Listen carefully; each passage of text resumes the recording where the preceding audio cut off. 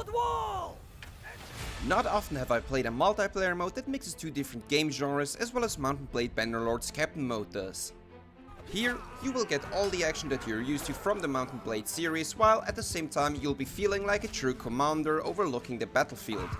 In Captain Mode, you and your team members each lead one squad consisting of a troop type of your choice into battle, where you will tell them things such as what formations to use, when to hold fire, when to attack, and much more. Bannerlord's great action game mechanics blend in wonderfully with the strategic aspects of real-time strategy games such as the Total War series. And while I'm sure that fans of Mount&Blade's multiplayer will give it a go at some point, this game mode could really speak to a lot of other gamers out there as well, particularly to those who favor the impact of smart strategic decision making over one's pure mechanical skills. This game mode offers a very unique and well-functioning integration of PvP and PvE game design that could bring together fans of both camps. My goal with this video is to make more people aware of what an incredible new kind of multiplayer could be entering our lives. I hope I've piqued your interest and grabbed your attention. Dear internet people, welcome to my channel. My name is Richie, let's go. To get a better understanding of the game, let's cover the basics first. To put it very simple, Captain Mode has two teams, each made out of 6 players and their squads, fighting each other over flag points on a map in a best of 5 contest. A round can be won either by annihilating the entire enemy team or by depleting the enemy's morale, which is done by holding the majority of the flag points on the map. In all of this, it is your job to help your team win the round by every means necessary, and if you should die during battle, you can actually keep playing by taking over control of one of your remaining squad soldiers. That way, you'll keep participating in the battle until no man is left standing. Before each round, you get to select a unit type for you and your troops, which will be based on the faction your team is currently playing as. You can choose between foot soldiers, range units as well as cavalry, and on top of that every faction has their own little specialities on the menu, such as the Clusites' notorious horse archers or the shield-splitting berserkers from the Sturgeon faction. The various troop types all differ in terms of stats, such as armor and hit points, mobility and of course manpower. You can even slightly tweak your units in some ways, such as which type of armor or weaponry they'll bring into the fight in order for them to fit in better with your playstyle and strategy. Now that it's mentioned, strategy is actually the one thing in this game that really gets you to win games. While being good at combat yourself is certainly helpful, this game mode is really more about knowing how and when to use your troops to your advantage. Because in the end, if you're left all alone against an entire army, well, you're Commanding your units begins on a very basic level, with you telling your troops when to follow you, where to position and when to charge the enemy. Then there's formations. In order to maximize your troops' full potential, you'll need to adjust their formations on the go.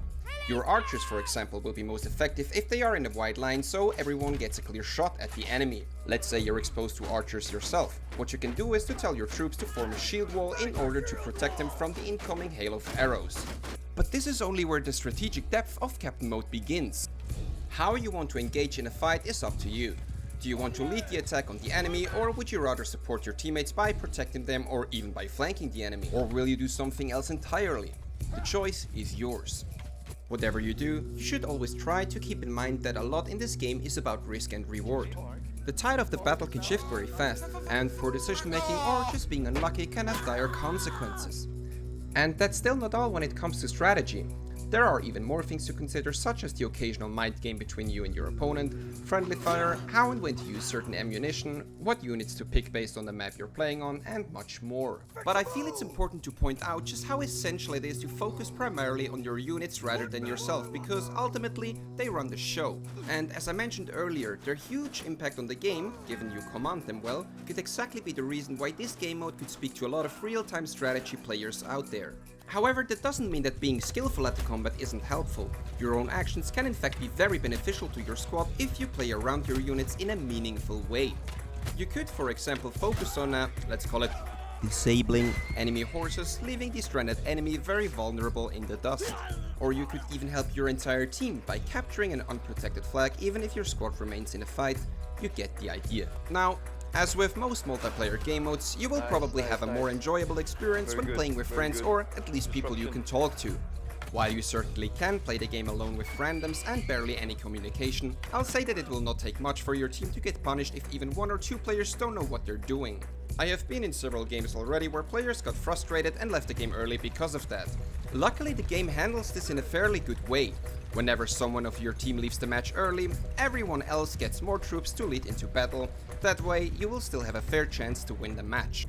If, on the other hand, you get to play in a full and properly communicating team, then this is where the real magic happens.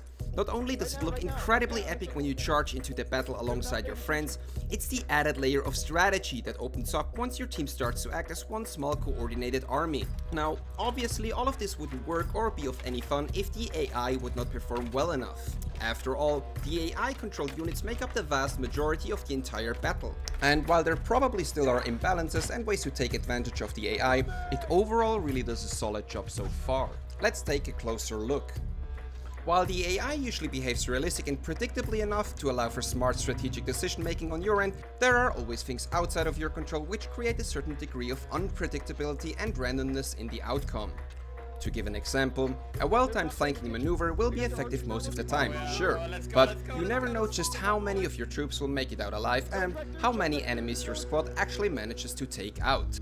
And while all this may seem a bit intimidating and perhaps even unfair at times, I personally believe it adds to the strategic aspect of the game. Just because some things are out of your control doesn't mean it lessens the importance of your strategic decision making as a whole. Instead, it puts emphasis on your ability to react and adjust your tactics to the evolving circumstances of a fight. Now, I know I didn't really cover some things such as technical issues, potential imbalances or shortcomings of the AI, but the game is still in the very first stages of its early access program, and my main reason to make this video was to make more people aware that this awesome new game mode exists. Let me know in the comments below what you think about Bannerlord Captain Mode, and if this video was of any help to you, feel free to share the video so we can bring even more people to the game. And of course, a like and perhaps even you subscribing would be deeply appreciated. Thank you so much for watching, see you next time, bye.